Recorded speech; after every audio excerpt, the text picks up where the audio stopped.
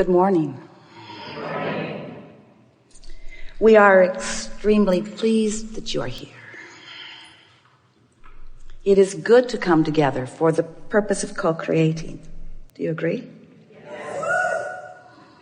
Yes. It is co-creating at its best. It is.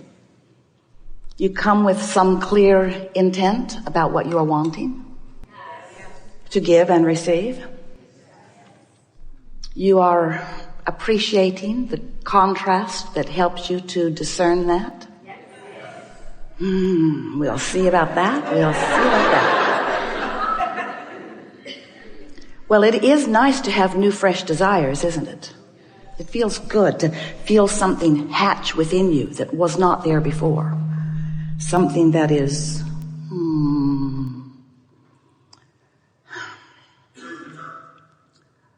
adventurous, something that feels eager, something that sometimes feels challenging. You like challenging?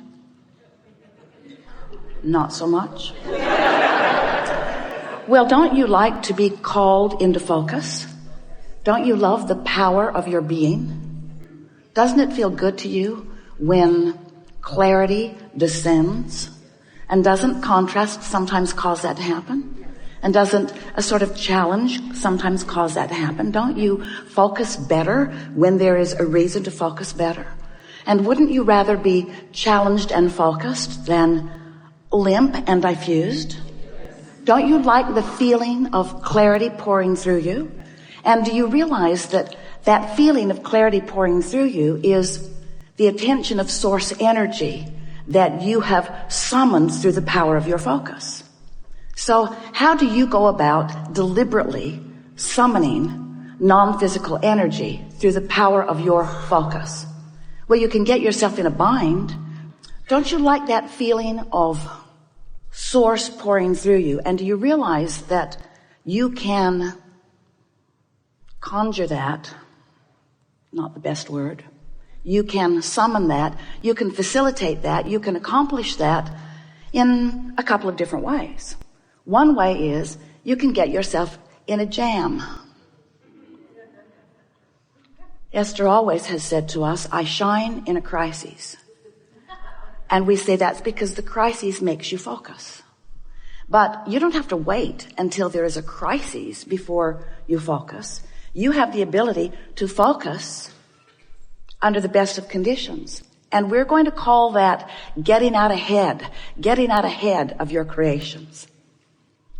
Most of you, we love you very much. You know what's coming next after that statement. We love you very much, but most of you are offering most of your vibration, meaning most of your focus, in response to what you're observing. And you're not that particular about what you're observing. You sort of let what's loud and close dominate. And so it's sort of a cycle where maybe you haven't been keeping track of what you're doing vibrationally, and maybe you haven't been offering your vibration or your attention or your focus. They're all the same thing deliberately. Maybe you've just been observing some of this and some of this and some of this and some of this and some of this. So you've got a sort of scattered vibration going on, which is affecting your point of attraction. We're going to talk a lot about your point of attraction here today, because it's your point of attraction and it's no one else can affect it. You are the one choosing it. But sometimes you choose it by default. Sometimes you choose what you are offering vibrationally because you're observing and you feel sort of, we love you very much, obligated to observe with really screwy criteria. Sometimes you give your attention to something because somebody close to you is giving their attention to it and they don't want to leave you out of it, no matter how much it sucks. It's like putting something in your mouth that tastes awful and saying, ooh, taste this. You do that all the time too. This is the worst thing I've ever tasted. Taste this. So often you are wanting to share your experiences with others because you want very much, and this is a primary point of our discussion here today. If you want to go along with it, it will serve you very well. You want so much for those around you In many cases, all of them, and in many cases, just those closest to you, to really get you, to understand exactly what you're feeling. So you work really hard to explain what's going on in your life. Oh, this happened. I need to bring you up to date with this. Come, let's sit. Let me tell you what's been happening. And then you work hard to explain your point of view, especially if your point of view opposes someone else's point of view. You work very hard to explain your point of view, not realizing that the whole time you're explaining your point of view, you are watering down your own personal intentions, because you are weighing the pros and the cons and the pluses and the minuses, and you're offering vibration about all of that. And we want you to know that you just would do really well for yourself if you would just pick something and focus on it. And that's really what we want to help you to at least decide that you want to accomplish in the hours that we are here together today. We want you to leave here with a more determined intention that you are going to be the controller of your own gaze, the controller of your own focus.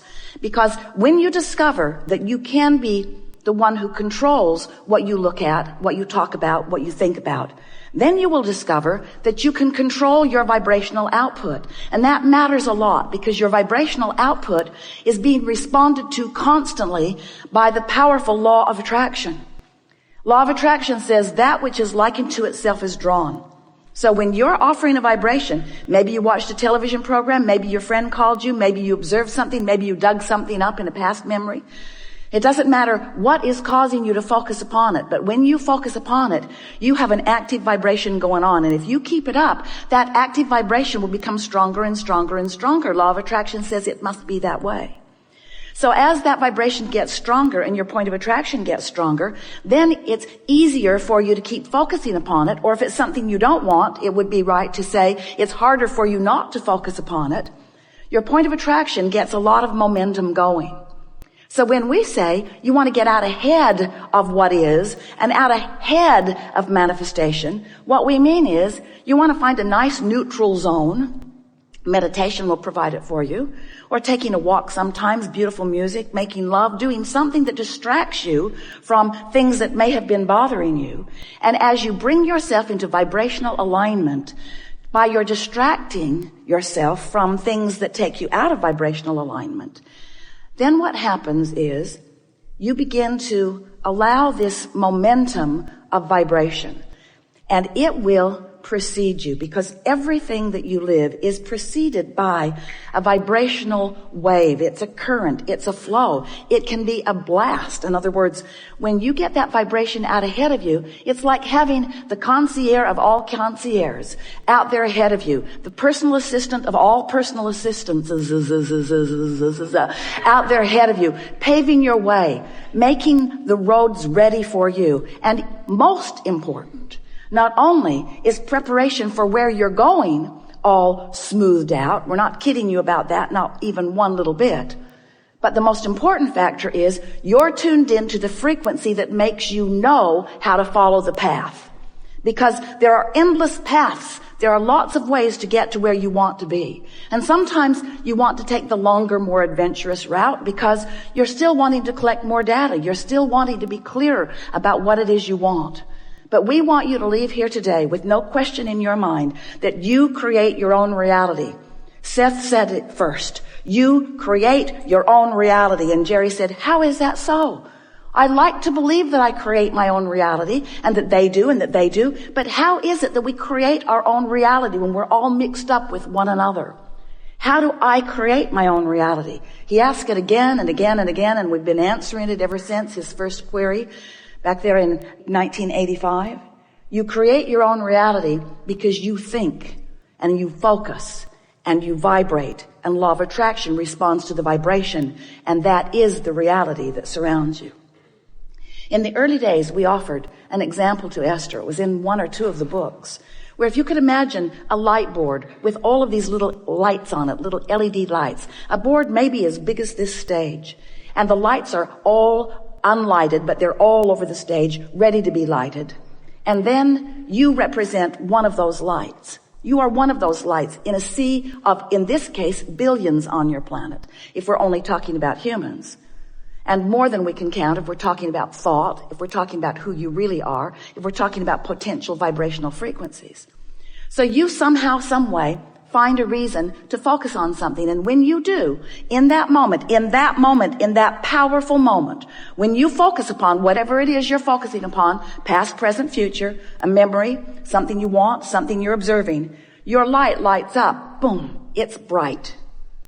And when that light lights up, every light in your vicinity that's like that lights up too. And those lighted lights represent your world.